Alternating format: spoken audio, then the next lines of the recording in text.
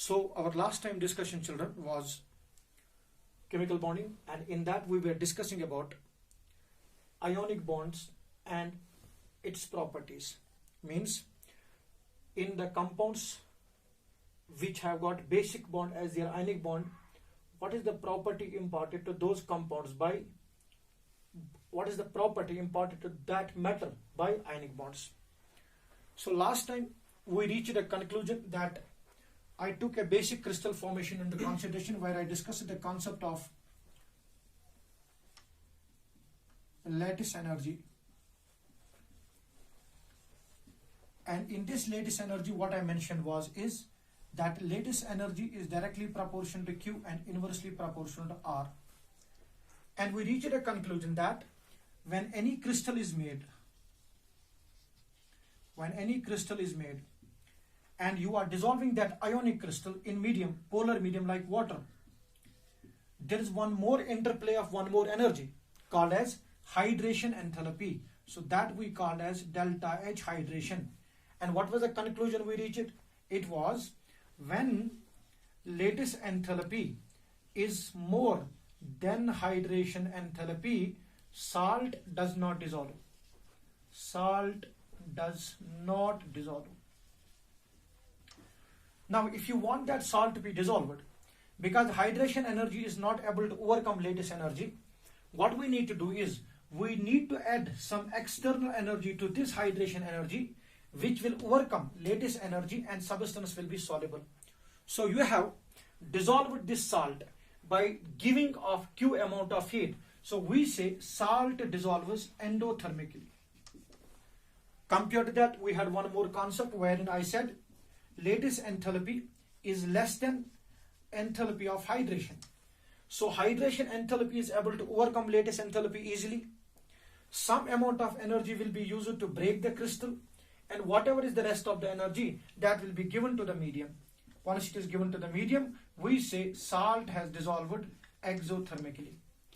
And I said with respect to solubility of the salts also, that when lattice energy of any crystal is higher, its tendency to dissolve will be less. We took one example on that day with respect to magnesium oxide and sodium chloride. One more important part that you need to understand here. Sir, suppose if we have NaCl, then we have the molecule like magnesium chloride, then we have the molecule like magnesium oxide. Now, how do we determine the lattice enthalpy in these three cases?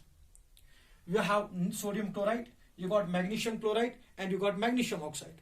Now, in these three cases, if you want to find out the lattice enthalpy, how do you do it? Very simple.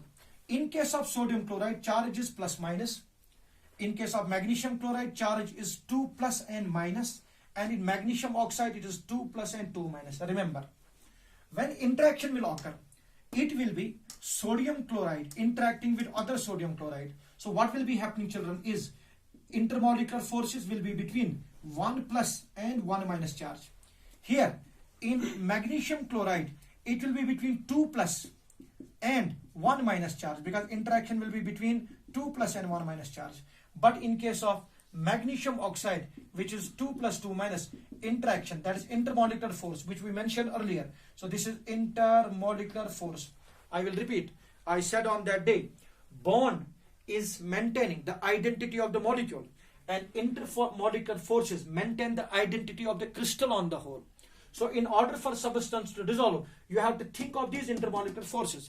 And in ionic crystals, you got these intermolecular forces as electrostatic in nature. That is why all the compounds which are made by ionic bonds are extremely hard. They have got very high melting and boiling points. Now, here the charge is 2 plus 2 minus. So remember, lattice energy order will be what? Plus minus less than lattice energy of 2 plus minus 1 less than lattice energy change of 2 plus 2 minus. Hope you understood it. I mean to say, in magnesium oxide, interaction will be stronger compared to that of magnesium chloride, compared to that of NaCl. So if you want to find out the order of their solubilities, what will be the order of solubility? Order of solubilities will be NaCl more than MgCl2 more than magnesium oxide respectively. So you will be able to make saturated solution of sodium chloride more easily compared to that of magnesium chloride, compared to that of magnesium oxide respectively. So this was a generalization that I discussed in my last discussion with respect to ionic crystals. Now children, one most important thing that we were talking about here was lattice energy. There is practically no direct mean by which you can calculate lattice energy. Then you have to use indirect method for the calculation of lattice energy of ionic crystals. And that indirect method which is used for the calculation of lattice enthalpies in ionic crystals is given by Born-Habers cycle. Now because we are saying it's a cyclic representation of energy changes, so we will say the total enthalpy changes at the end should be equal to 0. I will take into consideration all the enthalpy changes that will be occurring when the crystals are made. So I am repeating, Born-Habers cycle is a practical application and it is used to calculate lattice enthalpy, which you cannot calculate from a crystal. There is no mean by which lattice energy can be calculated. The only thing you can calculate is other energies, and we are using thermodynamics for the calculation of lattice enthalpy. Let me explain these scenarios one by one. So I am discussing the arrangement by which lattice energy can be calculated from other energies. Technically I am saying lattice enthalpy cannot be calculated directly. We are using indirect method for the calculation of lattice energy. And what exactly is that? We will look onto the pattern one by one. So I am discussing the concept of Born-Habers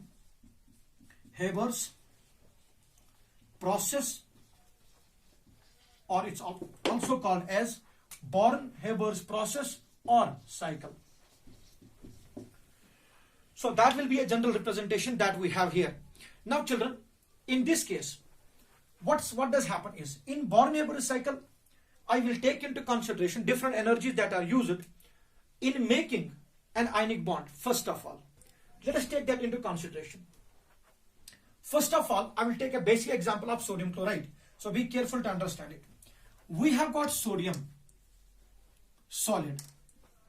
Now generally if you want to show it, what I have to show is sodium plus in ionic state combines with Cl minus results in the formation of NaCl solid. And in a crystal there will be 1 mole, 2 mole, 3 mole molecules of this NaCl respectively. Because this is ionic crystal, we don't represent usually molecular formula. We call that as formula mass. Or these NaCl molecules will be represented by their general formulas that we have taken into consideration. So we call usually this as formula mass also. We have a concept in solution called as formality, when one formula mass of a salt is dissolved in 1 liter of water. Anyway, so you are getting a crystal of sodium chloride here. But children, to get this ion from sodium, because sodium will be in the form of metal, sodium metal, and chlorine will be in the form of gas. So technically you have to get it from sodium solid and you have to get it from chlorine gas. So to convert chlorine gas into chlorine minus and sodium solid into sodium gaseous ion, you need to put some energies into consideration. All those energies will indirectly give us the lattice enthalpy, which is also represented by U. Now let us see what happens. First of all, we have sodium solid. In this sodium solid, we are giving some energy to sodium so that this sodium converts to sodium gas. So from solid to gas, if we are converting it, what is the energy that we are using here? We are using the energy of, that will be called as enthalpy of sublimation. Now naturally, because you are converting solid into gas, this is sublimation, the value of this energy will be plus, it will be positive. Next, what does happen? Next is that this sodium gas you have got, but I need sodium ion. For that purpose, what I will do is, I will further give some energy to this sodium gas, and that sodium gas will lose out the electrons and it will convert to Na+. So I got ionic state of it now by giving energy. What is that energy called as? Ionization energy. So we'll call that delta H ionization. Naturally, you are removing an electron from an atom. This energy will also be endothermic. So I need to give this energy. So I have converted sodium into sodium gas. If I convert sodium into sodium gas directly, I have to sum up these two. So the total energy change occurring in one step is equal to the energy change occurring in individual steps. So if I suppose whole energy change is Q here, let us suppose this is Q1 and this is Q2. According to second law of thermochemistry called as Hess's law of heat summation, what does it state? If you carry a same process in one step or multiple steps, the total energy change will be equal to the individual steps, correct or not? So we can write down here Q will be equal to Q1 plus Q2, but that is not the whole that we need here.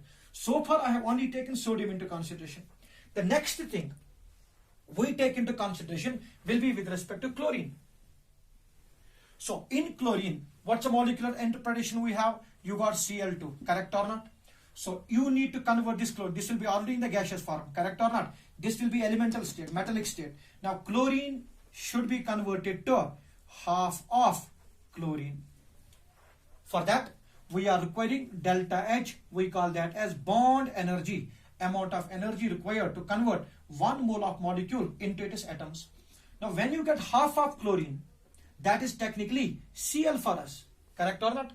If in converting this Cl2 to Cl, half of Cl2, I have required some energy.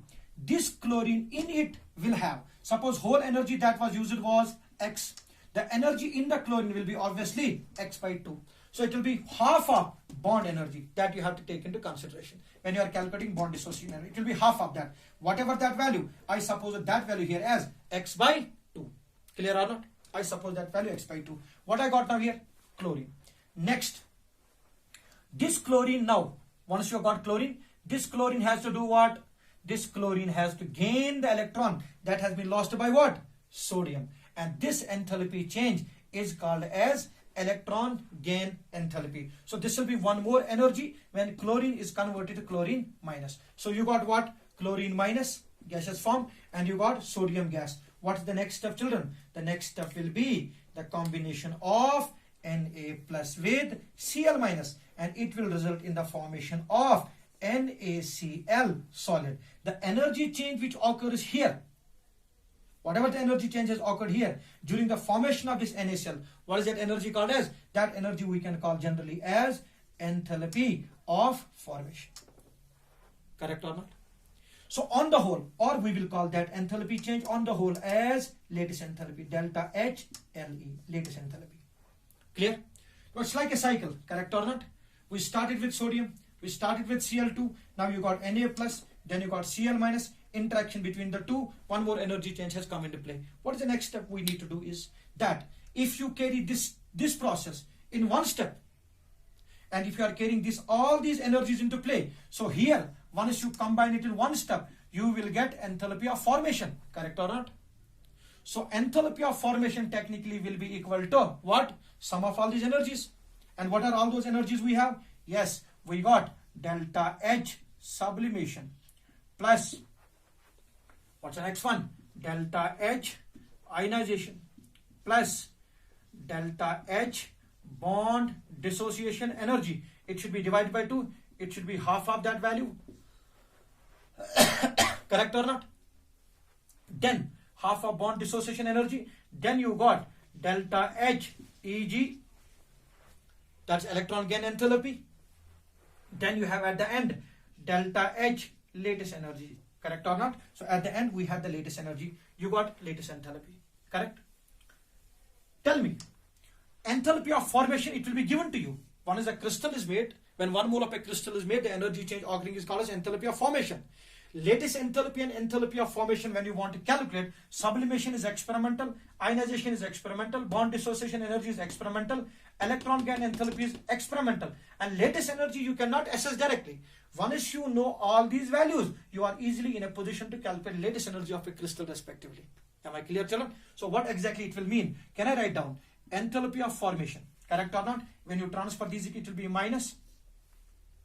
It will be delta H sublimation plus delta H ionization plus half of bond dissociation energy. If you want to mention that half of bond dissociation energy as X, I will write directly here as bond dissociation energy. It's actually half.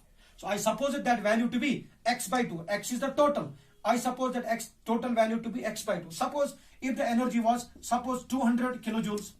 I use 200 kilojoules to break chlorine into chlorine atoms. then each chlorine in it will have 100 kilojoules of energy respectively. Got it? That's why it will be half of bond dissociation energy. Then you got which concept, children? Plus what? Delta H electron gain enthalpy will be equal to what, children? On the whole, when you transfer this, plus delta H lattice energy, on the whole it will be equal to what?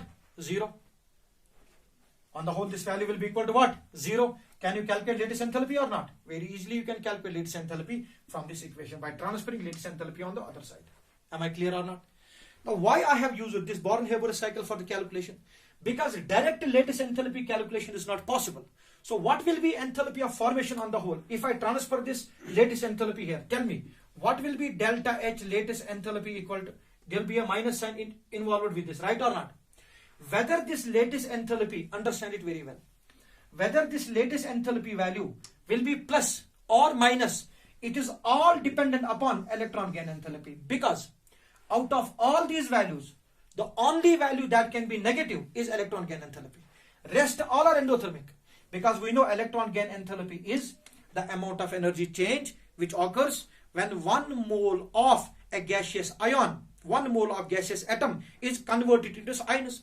Now here, if you have lattice enthalpy transferred here, the only value that can be negative is electron gain enthalpy. So the effect on enthalpy of formation or lattice enthalpy, whether it is positive or negative, will depend only on, it will only depend upon electron gain enthalpy. So sign of lattice enthalpy is dependent upon electron gain enthalpy. Naturally, if all these values can overcome it, lattice enthalpy will be positive. If this value overcomes all the other values, then lattice enthalpy will be negative. Clear or not? What does this mean?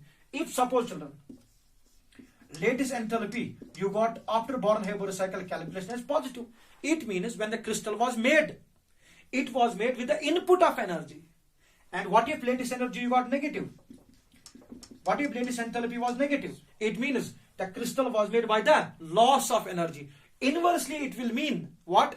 In order to break a crystal, you have to, it is positive, right? Energy is already there in the system. So the amount of energy required to break it will be less, because already system has energy in it. So you have to give less energy to break it, correct or not? If a system has lost energy, thermodynamically it is very stable. So you have to give lots of energy in order to break the crystal. That's why thermodynamically, whenever we look on the delta H value in thermodynamics, what do we say?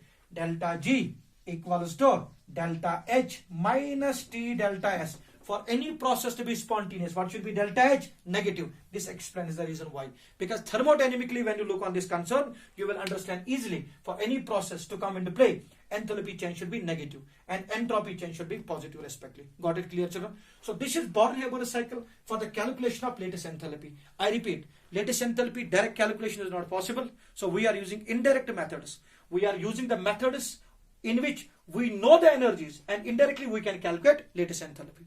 One more thing with respect to this Bohr-Habers cycle, a small bit of it only, children. So you understood through Bohr-Habers cycle, you will come to know whether a salt is made endothermically or it is made exothermically. Now, one more thing that you can look on this. Suppose, children, if we have magnesium oxide now.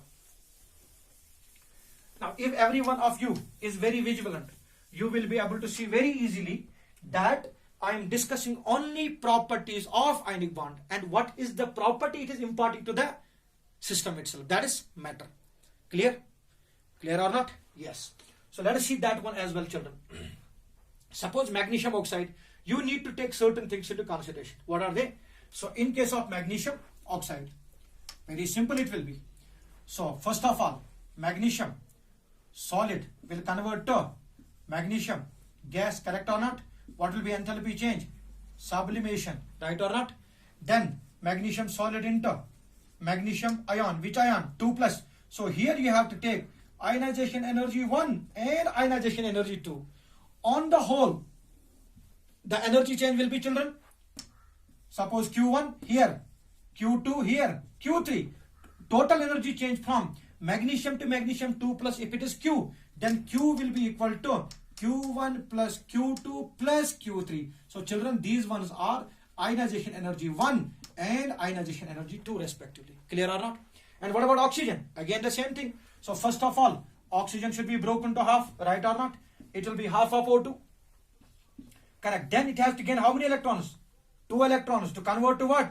O2 minus. So here, how many electron gain enthalpies will be there? 2. So we'll have electron gain enthalpy 1 and electron gain enthalpy 2. Correct or not? And this is very important to understand. When you look on electron gain enthalpy 1 and 2, you will find out first electron gain enthalpy will usually be negative and second electron gain enthalpy will be definitely positive. Clear? So on the whole, what will be total electron gain enthalpy? You have to sum up the two. Whatever the total value, you have to make use of that in the general equation. So you can understand it why. If suppose we have oxygen, when it gains 1 electron, what it will convert to, children? O minus.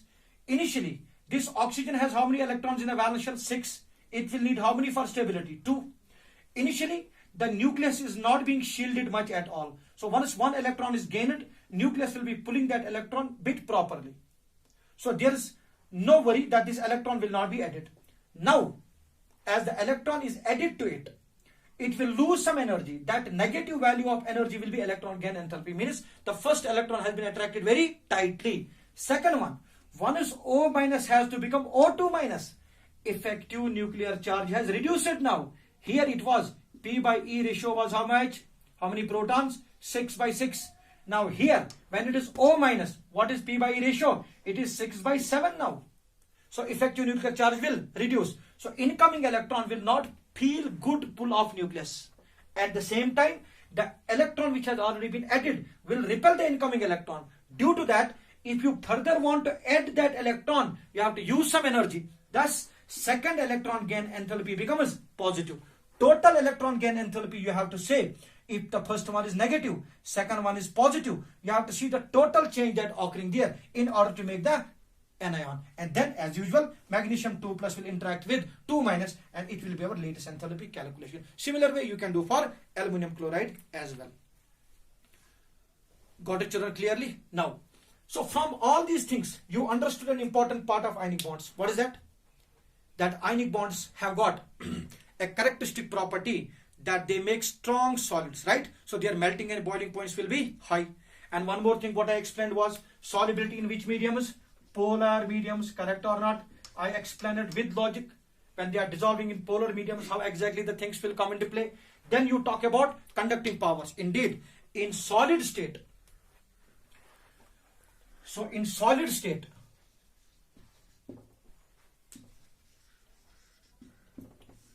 does not conduct. Why? Everyone knows. Because in solid state, ions are not free to move. But in it is molten state. Which one? Molten or aqueous state. It will conduct very properly. And we have understood and we have discussed these things more profusely, and always basic things like these are known. Because molten state or aqueous state, ions are free. Once ions are free, they are able to conduct very easily. They will not be soluble in covalent mediums like benzene, like ether. So when there is no charge, in simple words I would say, ionic compounds will dissolve more in only those mediums whose dielectric constant is higher. Because dielectric constant is the tendency of the medium to reduce the electrostatic forces in ionic molecules respectively. Clear or not? So these are all the properties which are imparted to these crystals by which bond? Ionic bond only. Correct or not? One important property of these ionic bonds is that they are non-directional in nature. There is no direction of ionic bond. Because looking on an ionic bond in a generalized way, we saw that here, that molecule, that is ionic molecule, individual existence is not possible. Now, that complies what? This ionic molecule on the whole will be always found in the form of crystal. And in crystal, every atom or every ion is surrounded by opposite ions. Say, in sodium chloride crystal, like I said example, Na plus is surrounded by 6 chlorines in its crystal structure. It is surrounded by 6 chlorines. So what exactly this represents? These 4 are in plane and this is above and below the plane. Now, what is this chlorine actually? This chlorine is an electron cloud, correct? So it will have its electron cloud. This will have its electron cloud. So you will have this positive charge surrounded by electron clouds equally in all the directions, correct or not?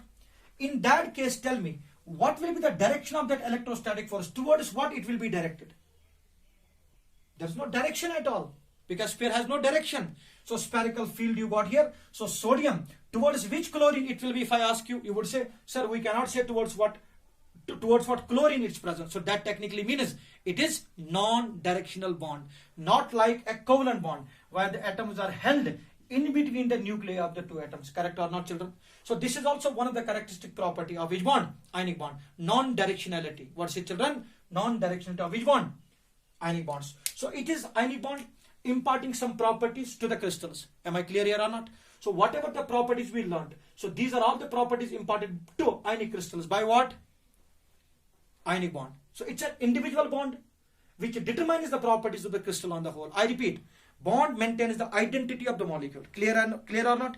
And it is the intermolecular force that determines the state of matter. So one last part of discussion about conducting powers of these ions is, suppose, children, I got lithium chloride and I got sodium chloride, I got potassium chloride, so on and so forth. Lithium, sodium, potassium, rubidium, cesium and francium. I'll talk about the last element, the last one, that is cesium chloride. I am dissolving one mole of this in 1 liter of water. And I want to see which of these will conduct the most. Naturally, we will say, in case of the electrolytic cell with plus and minus charge, lithium moving towards minus charge because of plus charge on it, and chlorine moving towards positive charge. So whichever the ion is able to reach the electrode faster will be able to conduct more. So logically what we say is, we will say that any atom which is smaller will be able to reach faster. That is correct. That is correct only. Order of conductivity will be LiCl more than NaCl more than KCl, so on and so forth, more than cesium chloride. But this will be applicable only in which medium? Vapor medium, that is gaseous medium. I mean to say, in the gaseous phase, this is applicable, this is available, this is possible. Like in amines we say. So, in gaseous phase, it's possible. However, when you look on these ions to have charges, they need to be dissolved in the medium. One should dissolve it in the medium. Remember this forever, that any atom, hydration enthalpy, that is, one is the water surrounds it. Hydration enthalpy is always directly proportional to effective nuclear charge. Any atom with more effective nuclear charge will have more hydration. And due to more hydration, its effective size will also become more. Once its effective size become more, then conducting power will be less. What does it imply, sir? What exactly you are trying to say here? Look on this case, children. Chlorine is common in all the 4 cases. So chlorine we will not take into consideration because hydration around chlorine will be common. Let us see lithium. What is the charge of lithium? Plus, correct or not? Lithium is big or small? Very small. What's the charge on lithium? Plus. What will be surrounding it? It's plus charge, right? Oxygen will be surrounding it. So this is first layer of water. Because charge density on lithium is very high because of smaller size, the first hydration layer will be seriously polarized, highly polarized. This water layer will surround one more water layer, that will surround one more water layer, that will surround one more water layer, so on and so forth. So as the number of water layers will increase, the radius of this lithium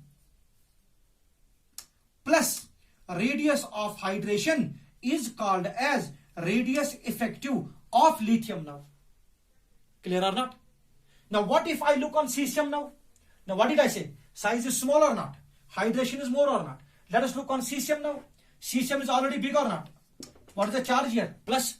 What will surround this also? Water. You tell me, charge density on cesium will be more or less? less.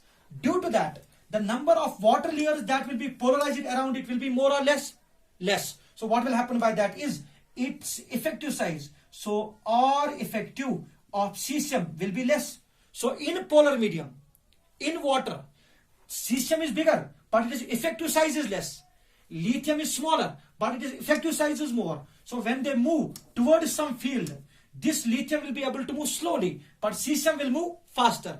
As a result of that, conducting power of the ion, which is smaller in aqueous medium, is less. Although it should be reversed because of hydration. Remember this rule. What is that? When hydration enthalpy is directly proportional to effective nuclear charge, which will determine effective size, and that is inversely proportional to conducting power. Any atom which is smaller will have more hydration around it. When it has more hydration, its effective size will be more, and its moment within the solution will be less. As a result of that, it will not be able to move freely, because whenever ion has to move, it has to move not only as ion but with the layer of water around it. So it will be very difficult for this bigger molecule to move, smaller molecule to move with ease, because smaller molecule itself will have higher charge on it. Did you get it or not? So these are all the characteristic properties introduced to the matter by ionic bond. Children, in our next discussion, we will start the discussion on covalent character in ionic bonds, because ionic bond is never 100% ionic. Thank you.